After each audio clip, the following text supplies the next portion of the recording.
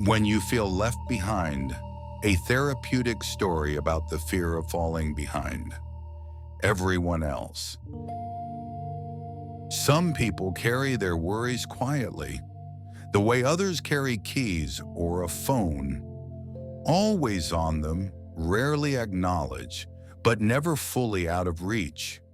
For Liam, 28 years old and trying his best, that worry had a very specific shape. It sounded like a whisper that followed him everywhere. Everyone else is moving faster than you. He first mentioned it to me in a half-joking tone, the way men often do when discussing pain they haven't given themselves permission to name. "I know it's irrational," he said, rubbing the back of his neck, "but it feels like I'm losing some invisible race." He wasn't a failure. He wasn't behind. He was simply exhausted from measuring himself against timelines he never agreed to. Liam described the moment it started to weigh on him. A college friend bought a house. Another got promoted twice. His younger cousin posted engagement photos. Even his roommate from freshman year, someone he barely remembered, seemed to be sprinting ahead professionally. None of these events bothered him by themselves. It was the accumulation, the sense that life had milestones he kept missing by just a few steps. He shook his head as he spoke, as if trying to dislodge the shame from his thoughts. "I'm happy for them," he said. "I really am. I just don't know why my life isn't happening the same way." I asked him what the same way meant. He shrugged. "Just faster, I guess." This is where fear of the future often begins, not in the unknown itself, but in the belief that other people are navigating it more expertly. Liam said social media made it worse. "It's like watching everyone else play a game with rules I didn't get," he admitted. "They're leveling up. I'm stuck on the loading screen."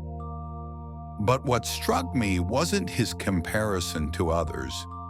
It was the pressure he put on himself.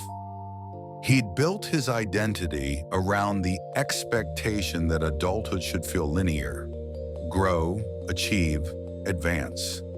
When his path didn't look like that, he assumed the problem was him. Liam talked about job interviews that went nowhere, relationships that fizzled, plans that seemed promising until they weren't. "It feels like I'm always almost there," he said, "like something is off by just an inch." There was no bitterness in his voice, only fatigue, a very human kind of fatigue. I asked him what he thought his life should look like at 28. He listed things automatically, as if reading from a script: stable job, meaningful relationship, savings account, a sense of direction.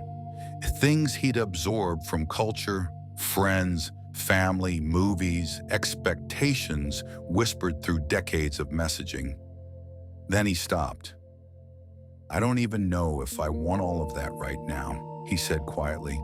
"I just feel like I'm supposed to." That moment, when someone realizes their goals aren't fully theirs, is often where healing begins.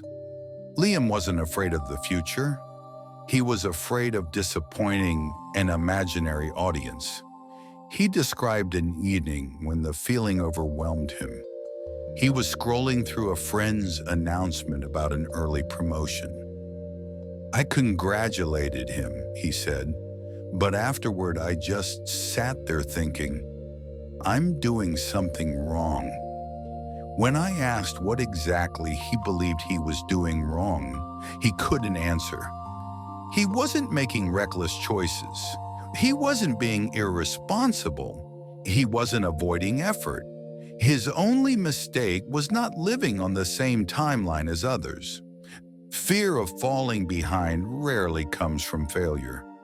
It comes from comparison. It comes from watching other people hit milestones and assuming their pace should be your pace. It comes from believing life is a race and you're losing. But life isn't a race. Not even close. Liam listened as I said that, but he didn't fully believe it yet. I know it logically, he admitted, but emotionally, it still hurts. That honesty mattered, because acknowledging the ache is often the first step toward easing it. In the weeks that followed, Liam began to notice things he hadn't allowed himself to see before. He noticed that the people he envied also faced struggles they didn't post online. He noticed that success looked different for everyone, and what seemed like clarity on the surface often hid uncertainty underneath. He noticed that many of his friends who appeared to be ahead were quietly afraid of their own futures too.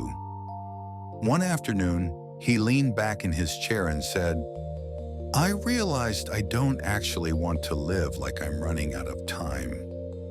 It was the first sign that the pressure he carried was starting to loosen.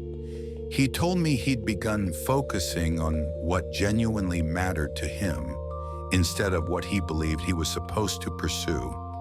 "It feels weirder," he said, "like I'm learning to trust myself for the first time." Self-trust often begins exactly this way, small, quiet, almost unremarkable, but powerful. He started setting goals that belonged to him, not goals chosen to impress others, not goals chosen to keep up. Goals that reflected who he was becoming, not who he believed he needed to be. He learned to rest without guilt. He learned to measure progress without comparing it. He learned that direction reveals itself slowly when you stop forcing it. Liam told me something deeply honest near the end of our work together. "I thought being behind meant I failed," he said, "but now I think it just means I'm moving at my own pace." His pace was steady, thoughtful, human, and it was enough. He started noticing the parts of his life that were already working. The friendships he'd built, the compassion he carried, the persistence he'd shown. "I never counted those as accomplishments," he said, "but maybe they are." They are. Often the most meaningful successes aren't the ones people applaud. They're the ones that shape you quietly. Liam eventually realized that the fear of falling behind was rooted in the idea that everyone else had figured things out. But as he allowed himself honest conversations, he discovered something profoundly relieving. No one truly feels ahead. Everyone is improvising. Everyone is guessing. Everyone is moving through life without a perfect map. Some people are just better at hiding it. Toward our final session, he smiled, a real, unforced smile, and said, "Maybe I'm not late. Maybe I'm just early in my story." That line stayed with me, and I hope it stays with you too. You are not defined by the speed of your progress. You are not failing because your timeline looks different. You are not behind just because someone else got somewhere sooner. Your life is not a race. It is a landscape, and you are still exploring it. Move at your own pace. Grow at your own rhythm. Allow your future to unfold without comparison. You are not falling behind. You are becoming slowly, steadily, beautifully, right on time.